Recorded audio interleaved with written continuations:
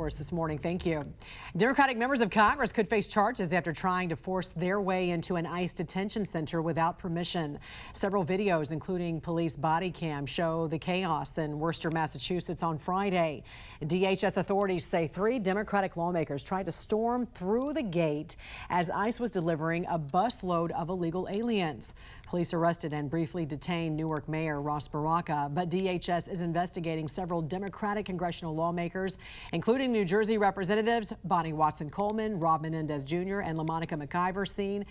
She was seen in the red jacket and she was pushing an ICE agent. They stormed the gate and actually entered the first security checkpoint. This put law enforcement at risk, and this actually put the detainees as well at risk. You say a video of members of Congress body slamming ICE That's correct. officials? That's correct, sir. It's disgusting. Okay, and so if you have that video, are you suggesting that members of Congress will be arrested who were there yesterday? This is an ongoing investigation, and that is definitely on the table. A candidate for the Worcester School Board, Ashley Spring, does face multiple charges, including assault and battery on a police officer. Also, the Worcester Police Patrolmen's Union released a statement about a Worcester City Council member that states in part, Atel Hedgiai incited aggression toward the police during the incident. This counselor participated in the conduct of the unruly crowd and eventually assaulted both Worcester police and federal law enforcement officers on scene. Counselor Hedgiai, in our opinion, broke her oath and these ethical laws, and in doing so put the safety of our officers and our citizens at great risk. ICE, let me take a closer look at what's going on during these ICE operations and reinforces what their goal is. The American people through Congress said that this agency, ICE, is going to enforce federal immigration law in the United States, and that's what we're doing here. Brian Acuna, the acting field office director for the New Orleans ICE field office, giving Fox 17 News an exclusive interview, speaking to media for the first time since the THP ICE operation began over a week ago across Middle Tennessee, Davidson, Rutherford, and Robertson counties. Acuna says those detained and bused are being taken to Louisiana, and they have a focus. Witnesses that are saying, oh, it's only in the Latino neighborhoods. How would you respond to that? These are targeted stops that we're doing in connection with our partners, targeting violent felonies and individuals who have illegally re-entered the United States. THP has made nearly 600 stops for traffic violations, and ICE steps in to do their job, detaining more than 100 and arresting dozens with orders of removal. We're confirming that we have in fact arrested sex offenders, convicted sex offenders, Tren de Aragua gang members, MS-13 and 18th Street, just in these several days that we've been doing this enforcement operation. Those opposed to the ICE operation, including Metro's law director, have requested to see those names or charges for transparency. And until we see that evidence, frankly, I'm going to have a difficult time believing them. We've received a copy of the law director's letter. We took a look at that, and we're happy to meet and provide information and clarify things. Acuna tells me the crackdown is 24/7, working with federal, state, and local partners. ICE officers are being followed and at times accosted, ICE, according to witnesses. If they're at a safe distance, they're free to be doing that. They're free to be recording us. They're free to be saying what they want to say. But any kind of action or impeding of the ICE officers or agents is not acceptable. And we're going to be taking enforcement action if they would be interfering with the actual arrest. This ICE operation is ongoing. We will keep you updated on any new developments. Reporting in studio, Karen Aguilar, Fox 17 News, your Code Red station. Well, federal law enforcement officers gathered before the sun came up and spent the morning targeting immigrants who they say are in the country illegally and have prior criminal convictions. It's a story you'll only see on News 4. Kim Burrows was the only reporter who went along and joins us now with the very latest on this. Kim, this was a widespread operation here locally. Shelby, it was. Officers from the Immigration and Customs Enforcement, or ICE, along with the FBI and other federal agencies, fanned out across northern Nevada in Reno, Sparks, Sun Valley, Dayton, and Carson City. They went looking for and arrested people who ICE says are in the country illegally and have those prior convictions. Federal law enforcement gathered at 5 a.m. ready to execute a plan to find immigrants they say shouldn't be in the country. The plan right now is just to get an eye. We have a good spot for an eye. As soon as he leaves, he's supposed to leave around 6:20. ICE officers zeroed in on a house in Carson City. Try to get set up here at a location where we have a long eye so we can see what's going on. However, we'll be far enough away that we're not going to be seen. Officers waited for about an hour when the suspect came out, but with a not ideal situation. 2 older kids were in the car. Once he headed up Highway 50, officers made a traffic stop. We just asked him to step out to the back of his vehicle so we didn't tell him in front of the children that upset them. They are 17 and 18, so they're older. They know what's going on. However, then when we got to the back, we told him he had a warrant, an immigration warrant, and he was under arrest. They arrested 56-year-old Rodolfo Hernandez Yanez from Mexico. ICE says he was in the country illegally. And then in 2014, he was convicted of involuntary manslaughter. In 2019, a judge deported him. He was denied appeal 4 years later. And in 2024, the Ninth Circuit dismissed the petition for review. But he was still here. This arrest was one of about 16 before noon on Tuesday. Federal officers say since January, they've stepped up their deportation enforcements. This has been ongoing for quite some time. Since the new administration, we have definitely picked up our tempo with at-large operations, targeted operations. ICE says they arrest a lot of people on traffic stops for people they're looking for, and it's rare that they knock on a door, but they did that with us. ICE and federal officers knocked on this home looking for a man they say was also in the country illegally and had 2 other criminal convictions. He was not home. At the ICE office in Reno, we got an exclusive look at the booking process.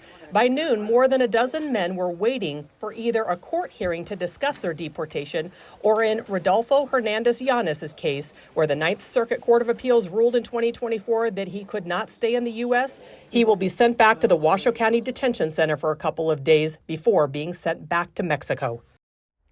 ICE says that they had 16 arrests before noon today and 17 arrests yesterday in northern Nevada. They told me those are higher numbers than normal, but they are stepping up their enforcements in our area and, as you've seen, across the country too. Shelby. All right, Kim, why did ICE let you go along with this operation? They said that they wanted the public to see what these arrests look like, and they just wanted to be transparent through the whole thing and let us see it all. All right, we appreciate your reporting. Thank you. Well, it seems like what happened this morning in northern Nevada that caused community leaders with the Nevada Immigrant Coalition to host a virtual meeting to help educate community members on their rights. Last month, Nevada Immigrant Coalition leaders provided a list of about a dozen immigration enforcement incidents they've confirmed in southern Nevada. They include 2 incidents that happened before and after school during drop-offs. One thing we have seen is that these detentions seem to be targeted, so we have not yet seen any big raids, which is something that we were afraid of and still remain afraid of. That could still happen. So the officers conducting this, or what we've heard, is that they are showing up with orders of detention, not just picking up people collaterally.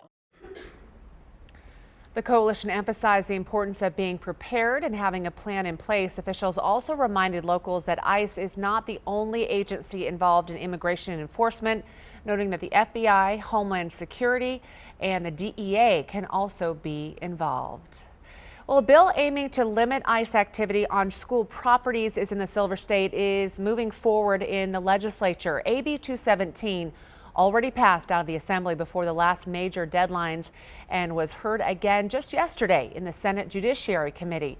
Under the proposed legislation, school districts and public schools would be prohibited from granting ICE officers access to school grounds or student records without a lawful court order or warrant. Well, the American Civil Liberties Union of Nevada expressing concern over ICE's recent enforcement actions, describing them as jarring and scary.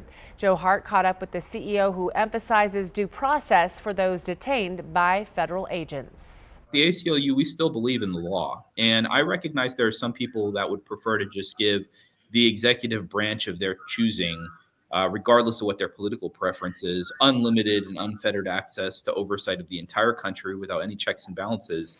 That's not our position at the ACLU. And certainly in Nevada, we have great respect and reverence for the courts and for the legal system, even when the courts may end up having a position that's different than our own.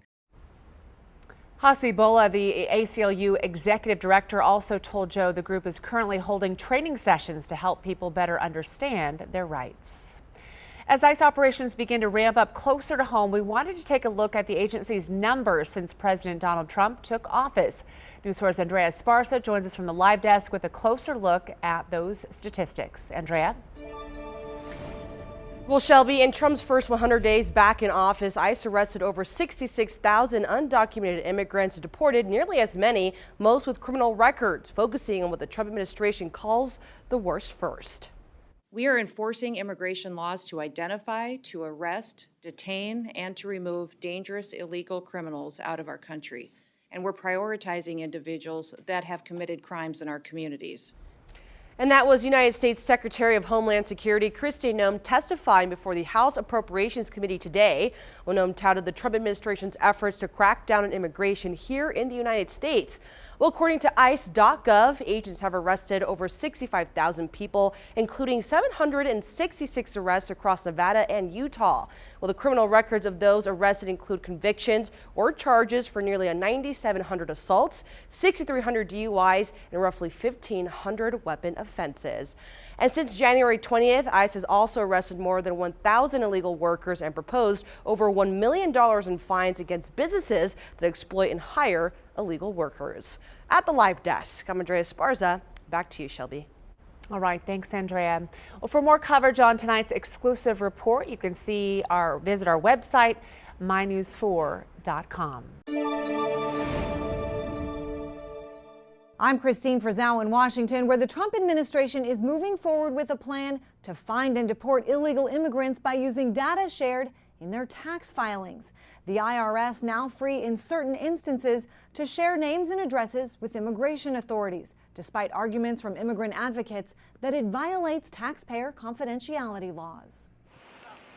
The latest layer in a drastically changed immigration landscape, a new partnership between the IRS and ICE.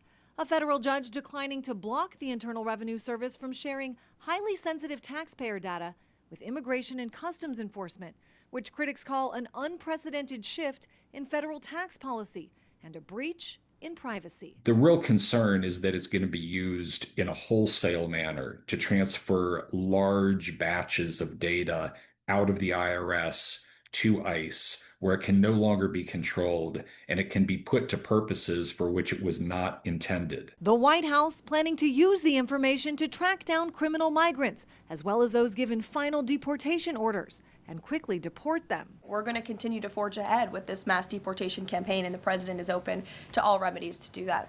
The expanded strategy, captured by Fox News, includes a week-long enforcement effort just wrapped up in Houston, resulting in 422 arrests. This suspect tried to flee ICE agents, who say he'd been deported 3 times and was wanted for multiple crimes, including arson, DUI, and aggravated assault. And those aggressive tactics appear to be having the desired impact. Illegal border crossings for the month of April down to just over 29,000. Compare that to nearly 248,000 the year before. In Washington, I'm Christine Frizzau.